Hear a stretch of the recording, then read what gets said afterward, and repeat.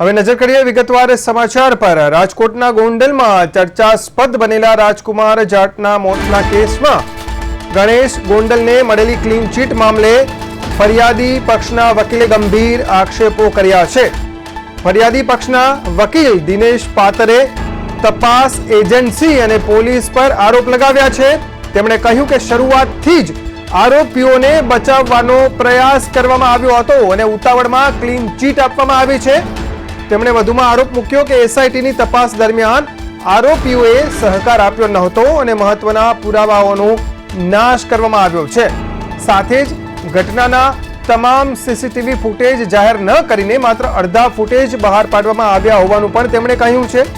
ફરિયાદી પક્ષના વકીલના જણાવ્યા મુજબ સોશિયલ મીડિયામાં વાયરલ થઈ રહેલો એસઆઈટીનો ક્લીન ચીટનો રિપોર્ટ જૂન મહિનાનો છે અને લોકોનું ધ્યાન ભટકાવવા માટે તેને ફરી વાયરલ કરવામાં આવ્યો છે।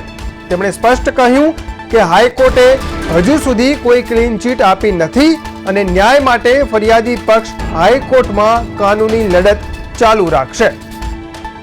આ ઘટનામાં જો આમ જોવામાં આવે ને તો ક્લીન ચીટની બાબતની વાત કરું તો પોલીસ દ્વારા જ્યારથી આ ઘટના બની ને ત્યારથી ઇન્વેસ્ટિગેશન કરતા હોય ને ત્યારથી પહેલેથી જ ટૂંકમાં આરોપીને બચાવવાના પ્રયાસો થતા હતા અને એસપી દ્વારા પ્રેસ કોન્ફરન્સ બનાવ બન્યા ત્યારથી જ જાહેર કરીને ક્લીન ચીટ આપતા હતા કે આવો કોઈ બનાવ બનેલ જ નથી, કોઈ મારામારી થઈ હોય કે આવું કંઈ થયું હોય એવું તો પહેલેથી જ પોલીસ દ્વારા ક્લીન ચીટ આવી પહેલેથી જ મળતી હતી। એનાથી નારાજ થઈને જ ફરિયાદ પક્ષ દ્વારા હાઈકોર્ટમાં પિટિશન કરવામાં આવી, બરોબર છે। અને હાઈકોર્ટ દ્વારા સીટનું જે નિમણૂક કરવામાં આવી અને સીટ દ્વારા જે તપાસ કરવામાં આવી, જે દિશામાં સીટે તપાસ કરવી જોઈએ એ દિશામાં તો તપાસ ક્યાંક ને ક્યાંક અધૂરી રહી હોય અથવા તો આરોપીઓ દ્વારા પૂરતો સહકાર ના આપવામાં આવ્યો હોય, જેથી કરીને પોલીસે પુરાવો નથી મળ્યા એટલે ક્લીન ચીટ તપાસની એજન્સી સેકન્ડ એજન્સી દ્વારા આપવામાં આવી છે।